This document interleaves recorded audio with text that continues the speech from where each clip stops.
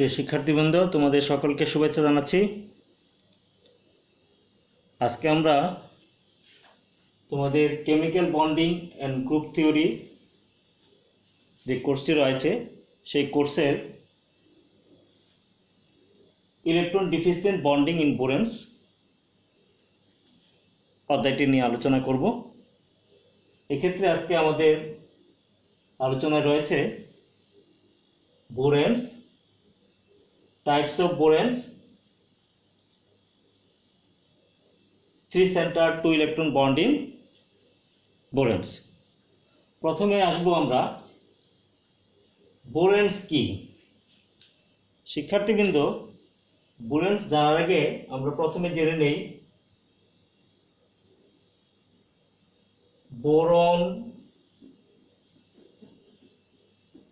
Hydride. Boron hydride কি? শুধুমাত্র boron এবং হাইড্রোজেনের সমন্বয়ে গঠিত যৌগসমূহকে বোরন হাইড্রাইড বলে। যেমন B2H6 অথবা এরকম হতে পারে B4H10। শিক্ষার্থীবৃন্দ, আমরা সকলেই জানি যে হাইড্রোজেনের সাথে অন্য কোনো মৌল যুক্ত হতে পারে। যেমন অন্য কোনো মৌল যদি হাইড্রোজেনের সাথে যুক্ত হয়ে দ্বিমৌল যৌগ গঠন করে তাদেরকে আমরা হাইড্রাইড বলে থাকি। আমরা এসব হাইড্রাইডগুলোর মধ্যে একটু স্টাডি করলেই দেখব যে তাদের হাইড্রাইড সর্বোচ্চ 3টি যৌগ রয়েছে। যেমন অক্সিজেন যদি হাইড্রোজেনের সাথে যুক্ত হয় আমরা জানি পানি, H2O2, এই 2 ধরনের হাইড্রাইড রয়েছে।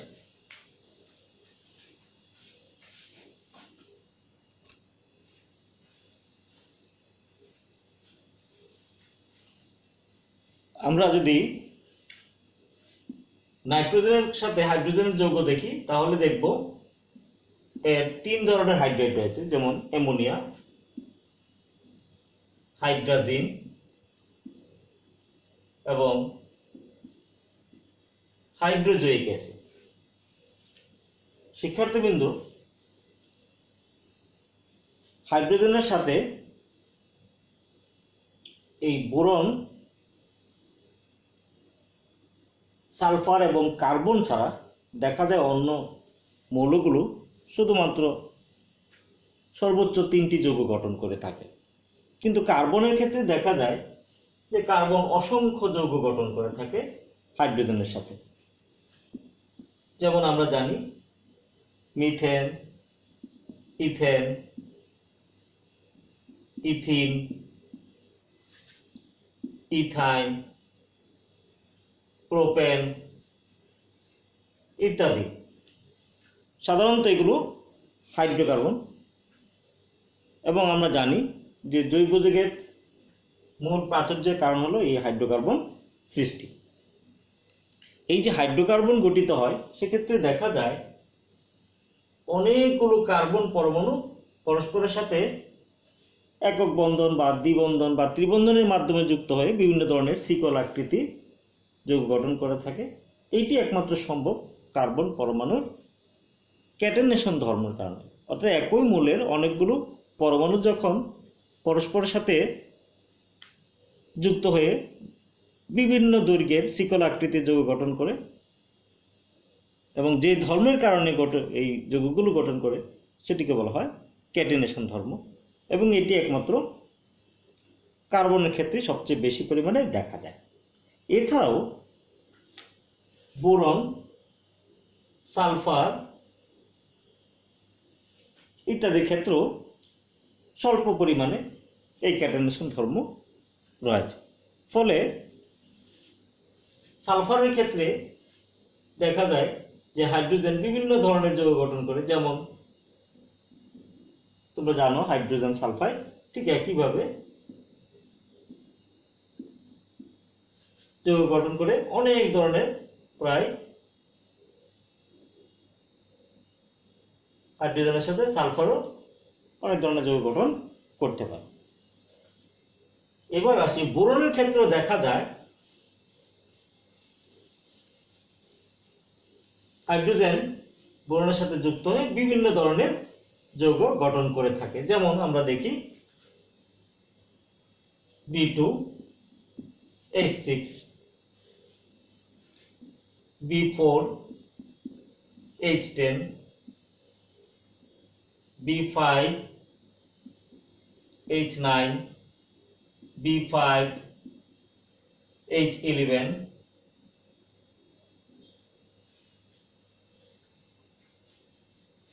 B6H10, B6H12, B8H12, B8H14, আবার B8H18, B9H12, H15, B10H14, B10H16,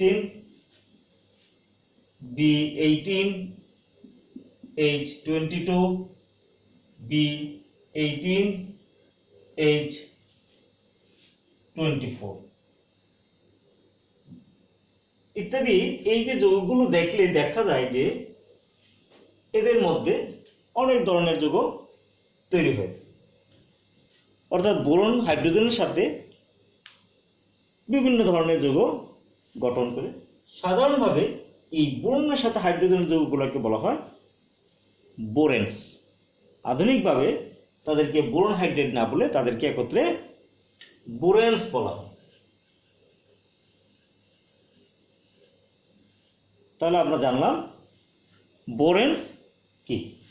এবার আসি আমরা টাইপস অফ বোরেন্স। আমরা যদি এদের গঠনগুলো দেখি, স্ট্রাকচার, বা আমরা যদি এদের সাধারণ আণবিক সংকেত লিখতে চাই, তাহলে দেখব যে মনে হয় যে যৌগগুলো একটা সাধারণ আণবিক সংকেত মেনে চলে। যেমন মনে করো BnHn+4। এখানে দেখো Bn যদি তোমার 2 হয় তাহলে কি হবে B2H6, n যদি তোমার 4 হয় B4H10, H যদি 4 হয়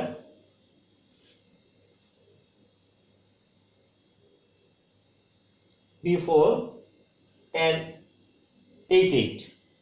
আবার দেখা যায় B4H10, সেক্ষেত্রে দেখা যায় এটা হলো BnHn+6। যেমন B6H14।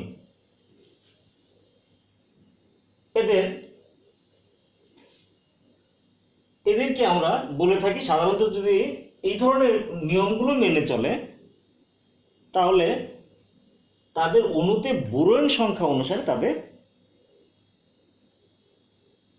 শ্রেণীকরণ করা হয় বা নামকরণও বলতে পারো। সেটি যেমন এখানে 2টি বোরন আছে, এটাকে বলা হয় ডাইবোরন। এখানে 4টি বোরন আছে, সেটিকে বলা হয় টেট্রাবোরন। ঠিক যদি এই ফর্মুলাটা মেনে চলে, অর্থাৎ BnHn+4, BnHn+6। কিন্তু এর বাইরে যদি একাধিক যৌগ একই পরিমাণে থাকে তখন কিন্তু হাইড্রোজেনের সংখ্যাটা, যেমন মনে করো আমরা যদি এটাকে বলা হয় তোমার, এটাকে বলা হয় ডাইবোরেন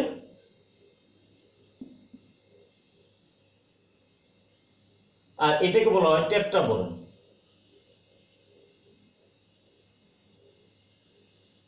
কিন্তু যদি এই ধরনের একই সংখ্যক সমান সংখ্যক বোরন বিশিষ্ট অন্য কোনো যৌগ দেখা যায়, তখন তাদের ক্ষেত্রে, যেমন মনে করো B5 এই সমীকরণ মানতেছে না, B5H11, তখন তাদেরকে তাদের নামের শেষে হাইড্রোজেনের সংখ্যাটি বসে তাদের নামকরণ করা হয় বা তাদেরকে শ্রেণীকরণ করা হয়। যেমন মনে করো এটা পেন্টাবোরেন 9,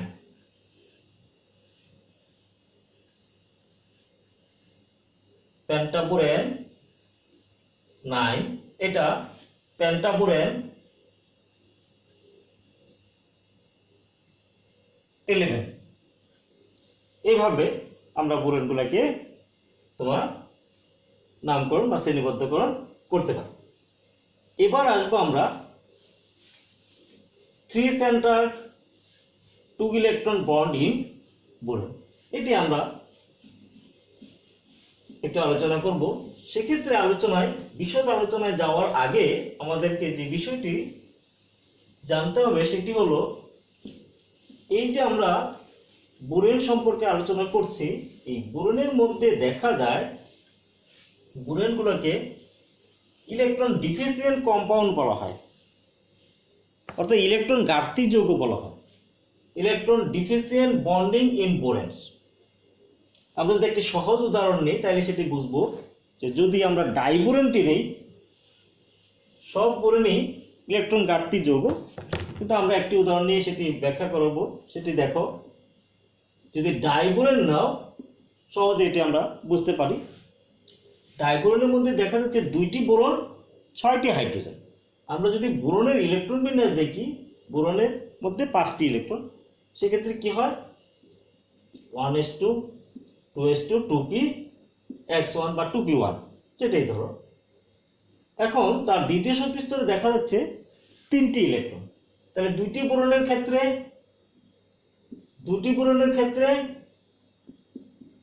টোটাল ইলেকট্রন কয়টি? 6টি।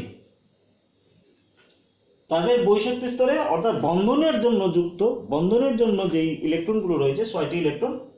আর হাইড্রোজেনের ক্ষেত্রে আমরা জানি 1s1, তাহলে 6টি হাইড্রোজেন, 6 হাইড্রোজেন, তাহলে 1 × 6 অর্থাৎ 6 ইলেকট্রন। তাহলে টোটাল বন্ডিং ইলেকট্রন হচ্ছে 12 ইলেকট্রন, অর্থাৎ 12টি হলো তার বন্ধনী ইলেকট্রন। আমরা জানি একজোড়া ইলেকট্রনের মাধ্যমে একটি বন্ধনী সৃষ্টি করতে পারে। তাহলে এই বোরনের মধ্যে টোটাল, এখানে দেখো পরমাণু রয়েছে 8টি। এই 8টি পরমাণুর মধ্যে বন্ধন করতে হলে তাহলে সেক্ষেত্রে 12টি ইলেকট্রন, আমরা জানি 8টি পরমাণুর মধ্যে বন্ধন করতে গেলে কমপক্ষে 14টি ইলেকট্রন লাগবে। যদি আমরা ইথেনের স্ট্রাকচার দেখি,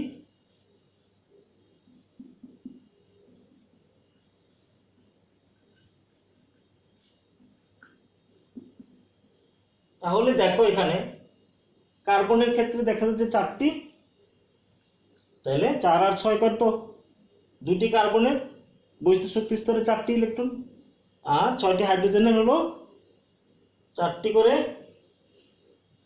× 2 = 8 ইলেকট্রন, আর 6টি হাইড্রোজেনের 1 ইলেকট্রন × 6 অর্থাৎ 6 ইলেকট্রন। তাহলে টোটাল হচ্ছে কত? 14টি ইলেকট্রন। যদি ইথেনের মতো স্ট্রাকচার হয় তাহলে সেক্ষেত্রে 14টি ইলেকট্রন সেখানে থাকতে হবে, কিন্তু এখানে আছে 12টি ইলেকট্রন। স্বভাবতই আমরা যদি দেখি যে যদি ইথেন লাইক স্ট্রাকচারগুলো আমরা এই ডাইবোরনের ক্ষেত্রে আমরা যদি সেখানে দেখি, তাহলে আমরা হিসাব করতে পারবো এখানে যে টোটাল এখানে লাগতেছে 14টা ইলেকট্রন, কিন্তু আমার আছে কত? 12টা ইলেকট্রন। তাহলে এটি একটি ইলেকট্রন ঘাটতি যৌগ। অর্থাৎ এখানে টোটাল যদি আমরা একক বন্ধনই ধরি তাহলে 14টি ইলেকট্রন দরকার, আছে 12টি ইলেকট্রন। ঠিক একইভাবে সমস্ত উচ্চ হায়ার বোরনগুলোতেও এরকম ইলেকট্রন ঘাটতি থেকে যায়। এই জন্য এদেরকে বলা হয় ইলেকট্রন ডিফিসিয়েন্ট কম্পাউন্ড, এবং তাদের মধ্যে যে বন্ড হয় সেটি হলো ইলেকট্রন ডিফিসিয়েন্ট বন্ডিং, অর্থাৎ ইলেকট্রন স্বল্প বন্ধন সৃষ্টি হয়। এটি আমরা এই বোরন থেকে এটি আমরা বুঝতে পারি। এবার আসি আমরা এই যে বোরন এর মধ্যে একজোড়া ইলেকট্রন কম আছে, তাহলে বোরনের স্ট্রাকচারটা কি ইথেনের মতো স্ট্রাকচার হবে না অন্য স্ট্রাকচার হবে?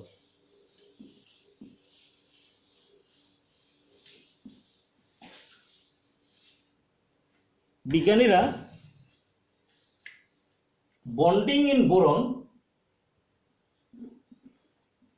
বন্ডিং ইন ডাইবোরনস,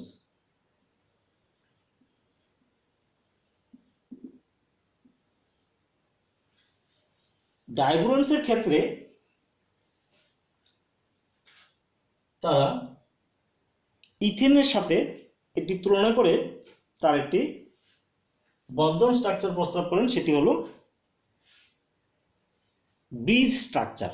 সেটি কেমন এটি আমরা একটু দেখে নিই।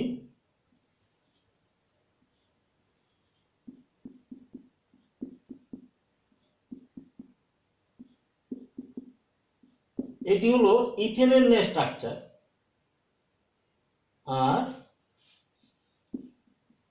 এটি ethane like structure,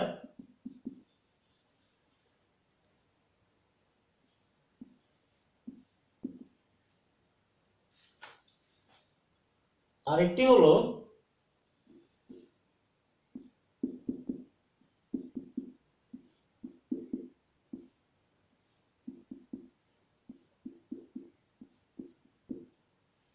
bridge structure.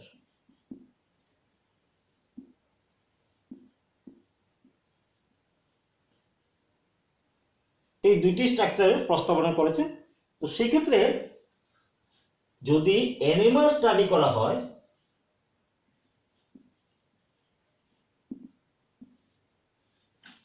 তাহলে অ্যানিমাল স্টাডিতে দেখা যায় যে ইথেন লাইক স্ট্রাকচারের মধ্যে দেখো বোরন হাইড্রোজেন, এখানে বোরন হাইড্রোজেন বন্ড আছে 6টি, অর্থাৎ একই ধরনের এনভায়রনমেন্ট আছে।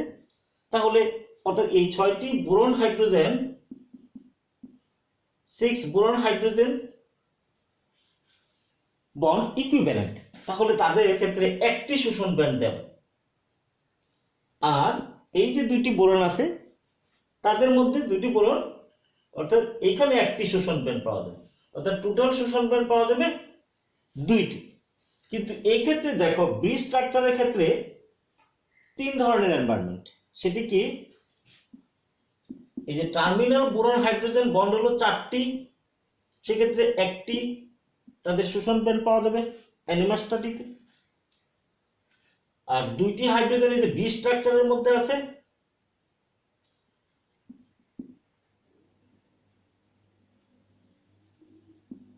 ব্রিজ হাইড্রোজেন তাদের একটি, আর 2টি বোরনের তাদের একটি, অর্থাৎ 3টি শোষণ ব্যান্ড পাওয়া যাবে। এবং সেটি কিন্তু ডাইবোরনের ক্ষেত্রে অ্যানিমাল স্টাডি করে দেখা যায় তাদের 3টি শোষণ ব্যান্ডই পাওয়া যায়। তাহলে এই ক্ষেত্রে সেতু গঠনের ক্ষেত্রে বিজ্ঞানীরা মতবাদ দেন। এই ব্যাপারেও আরও দেখা যায় যে এক্স রে স্টাডি, সাধারণত এক্স রে ডিফ্লেকশন মেথডের মাধ্যমে কোনো যৌগের আণবিক গঠন বা স্ট্রাকচার নিয়ে তোমার স্ট্রাকচার নিরূপণ করা হয়। এক্ষেত্রেও দেখা যায় যে এই বোরনের এই ব্রিজ স্ট্রাকচার ক্ষেত্রে ডাইবোরনের ক্ষেত্রে এটি তাদের প্রস্তাবটিকে সমর্থন করে। সেক্ষেত্রে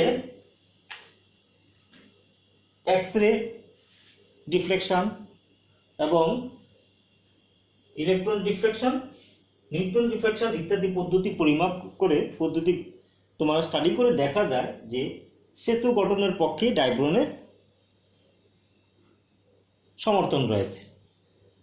এবং সেক্ষেত্রে বিভিন্ন স্টাডি থেকে দেখা যায় যে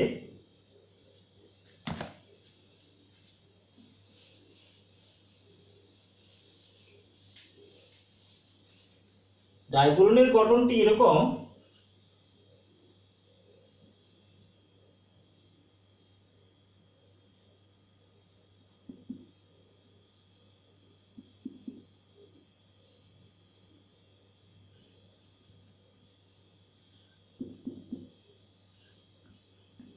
এরকম তার গঠন হতে পারে। এখন এই যে গঠনটির মধ্যে আমরা আসব, একটু ডিটেলস আলোচনায় আসব যে এটি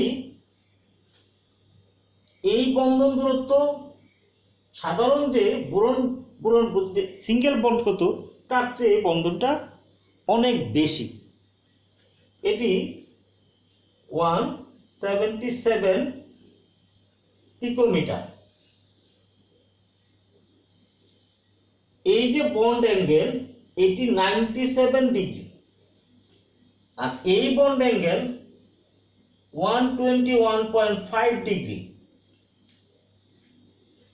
এই ডিস্টেন্স হলো 133 পিকোমিটার, আর এটা হলো 119 পিকোমিটার।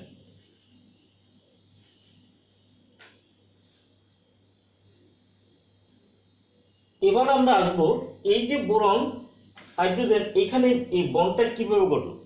আমরা জানি বোরনের মধ্যে 3টি ইলেকট্রন, তো 3টি ইলেকট্রনের মধ্যে 2টি ইলেকট্রন 2টি প্রান্তিক হাইড্রোজেনের সাথে যুক্ত হয়ে গেল। তাহলে আর একটি ইলেকট্রন থাকে, এই একটি ইলেকট্রন এখানে এই বোরনের একটি আছে,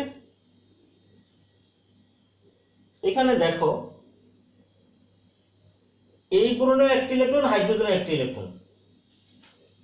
আবার এই দুটি, এই বোরনের একটি ইলেকট্রন, এই হাইড্রোজেনের একটি ইলেকট্রন। দেখা যাচ্ছে এই যে বন্ডটা তৈরি হলো এটি কিন্তু 3টি সেন্টার, 3 সেন্টার 2 ইলেকট্রন বন্ড। এখানে আমরা এই বোরনের 3টে চলে গেল, অর্থাৎ এর একটা এর সাথে হাইড্রোজেনের সাথে, একটা এই হাইড্রোজেনের সাথে, আর আরেকটা হলো এই হাইড্রোজেন এর সাথে, কিন্তু এর কিন্তু এই হাইড্রোজেনের সাথে কোনো ইলেকট্রন কন্ট্রিবিউশন নাই। আবার এর ক্ষেত্রে দেখা যাচ্ছে এই দুইটা হাইড্রোজেনের সাথে তার কন্ট্রিবিউশন, আর এই হাইড্রোজেনের সাথে তার কন্ট্রিবিউশন, অর্থাৎ এর মধ্যে এখানে কিন্তু তার কোনো কন্ট্রিবিউশন নাই, আবার এখানে তার কন্ট্রিবিউশন নাই। অর্থাৎ এটি হচ্ছে 3 সেন্টার 2 ইলেকট্রন একটি বন্ড।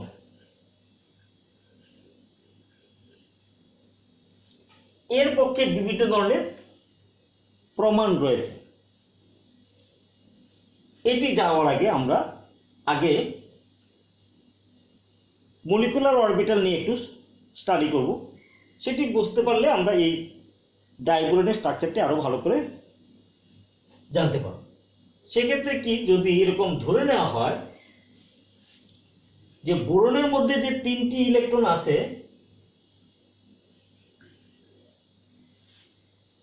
এবং সেক্ষেত্রে তাদের 2টি, ধরে নিলাম আমরা 3টি পারমাণবিক অরবিটাল আছে, তাহলে 3টি পারমাণবিক অরবিটালের মধ্যে 2টি পারমাণবিক অরবিটালের শক্তি সমান, আর একটি পারমাণবিক অরবিটালের শক্তি অসমান তাদের। অর্থাৎ 2টি পারমাণবিক অরবিটালের শক্তি